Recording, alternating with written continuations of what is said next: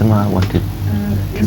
Yesterday we were talking about the experiences of this lady in Bulgaria. Wanga, yes. Yes, and you said that there were other instances that Yes. you wanted to quote. Well, incidents which are reported from the world over are quite wide. And this lady herself has spoken of her experiences with certain other ladies, some other men who visited. But unless I speak directly to her, I'll not be sure whether they happened exactly as they are reported or there were some hidden facts, concealed facts about these things. It is tendency in humans to legendize things, to exaggerate certain parts of their experiences, though based on truth, but not entirely truth. They're so decorated as well, and some parts are hidden. So we can't be satisfied with just the reports heard from a far off place. I would like to speak on such subjects with authority only when I'm sure myself that these things happened exactly like that. But I have already told you the experience of even the non-believing people is reported, which seems to be not a psychic case but from God. And this was the point which I wanted to further clarify. When we speak of psychic experiences, they always occur to those who display this capability, and only occasionally they are dispossessed of this by certain shock or some accident, but normally they display it. But perhaps what you mentioned was somebody who is a non-believer, who is a Christian or Jew or whatever he is, but he also experiences visions from God, which you cannot relate them to any human phenomenon. And that is possible. I have already explained it, because it's Allah's mercy that He shows His signs of compassion for mankind, and many a time He foretells them of things which are of importance to their lives. Right. Hazur, in history, I think the recorded event about a similar experience was about Joan of Arc. Joan of Arc, yes. Yes. She used also to hear voices, and she indicated to the king that if he would appoint her as a leader of the army, she will be able to defeat the British, Right. which happened, of course. Yes. You see, people are sometimes charged by God to deliver certain messages of national import as well, and also to play a role in history which otherwise will not be played by them unless fully charged by God. And such things are reported not only in the area of hearing voices, but also in the area of people having full confidence that they are to play a part of destiny, and none can destroy them until they have fulfilled their role. Like Kamal Ataturk of Turkey, he was not a religious person at all. Even his hostility towards the mullahs, the extremist, of course, not the ordinary pious people, but to the mullah, who is very rigid in his views and who is one of the extremists of mashayikh. His hostility with them was very well known, because he was secular in his attitude.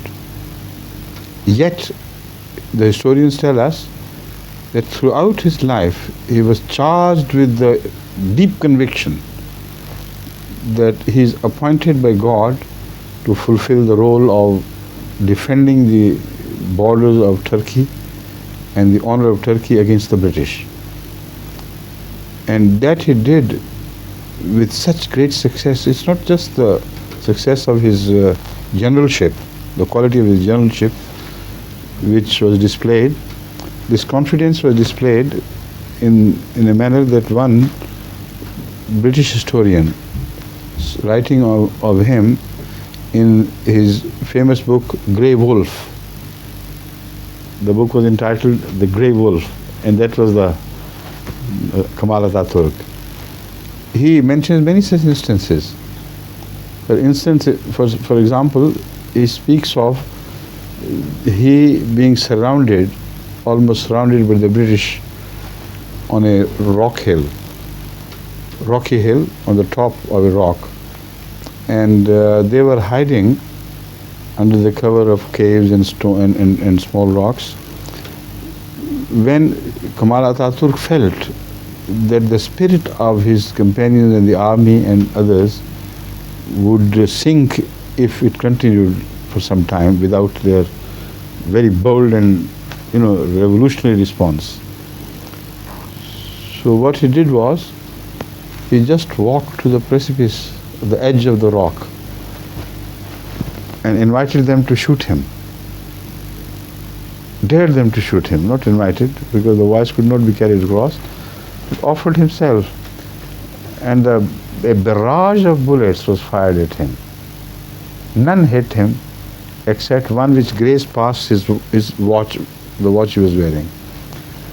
Now this filled with all the Turkish contingent who was with him at that time with a belief in such supernatural power which was possessed by their leader, that they fought like wild cats, and turned the table against the British. So the writer of the Grey Wolf speaks of other such incidents, telling us that this man was to play a role in history. There is no doubt about it, and he knew it.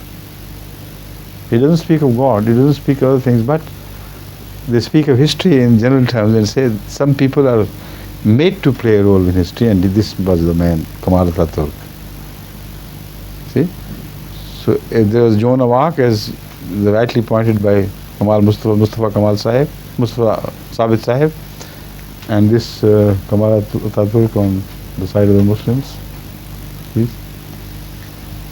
Hazur, I know that Hazur has already explained this, but maybe now in the minds of some viewers there will be the question about what is then the difference between those people who hear voices and are destined to do something, and between the prophets who also hear voices and destined to do something else. The difference is very important. These people cannot lead others to God. Never have they been able to do that. They remain alone with their gifts to themselves. So they are not for the benefit of mankind. The benefit which people draw from them is a different type. They are the sole possessor of those qualities which they cannot share even with the next of kin and the nearest. The prophets come to spread the quality of godliness, and the phenomenon proliferates. Not only one man, but others also begin to have communion with God and to show it and to demonstrate it. So this is a science. The other things are just myths and legends. There's a big difference between myth and legend and science. You see, this is the style of the Holy Quran, how it presents Muhammad Rasulullah. Muhammadur Rasulullah, Muhammadur Rasulullah, walladhina ma'ahu. Immediately, without a break. He's not alone anymore. Muhammadur Rasulullah, walladhina ma'ahu, ashidda'u alal kuffari, rohama'u bainahum, tarahum rukkan sujjadan, yabtaguna fadla min Allahi wa ridwana. So how suddenly Muhammad Rasulullah is surrounded by ma'ahum, so many people. And then in Surah Nur, the light which is likened unto God, or the God, light of God is likened unto Muhammad Rasulullah sallallahu alaihi wasallam, and the lamp he carries within his heart and breast. And suddenly, fi buyutin, it is also in the houses, it begins to burn the flame in the houses of his companions, Rijal, who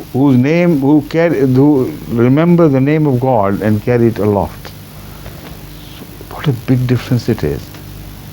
You will never come across a single incident in the secular history where such people could share their light with others.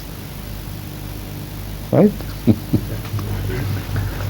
See, this is what the scientists speak of, the distinctive mark between quackery and science. The definition of science is this, as against quackery, that science presents repeatable facts in which, if you repeat certain things in the conditions, exactly in the conditions which are responsible for the creation of some event in chemistry or physics, then whether you repeat them in England or China or Japan or America, wherever you do it, they will again repeat themselves. You repeat the conditions in which an experiment was carried out, and this experiment will repeat its results exactly, loyally, similar to the one which was shown in the first place. But in quackery, you can't do that. Somebody says, I have the power to heal. They go on claiming, and when they die, the power dies with them. You see? But science does not. It continues to live. And it becomes a repeatable process. So religion is science. It is not myth. There is a big difference between religion and other such claimants of phenomenon like religion. وليس مثل الخرافات. It's not a khurafat. It's not like this individual display of qualities by someone which he claims he can show, like magicians, like people who claim they can heal others through their spiritual power, so they call the spiritual healers. Now, they have this quality just for themselves. They can't tell you how to have this quality in yourself. It's not multipliable, it's not repeatable. That's it.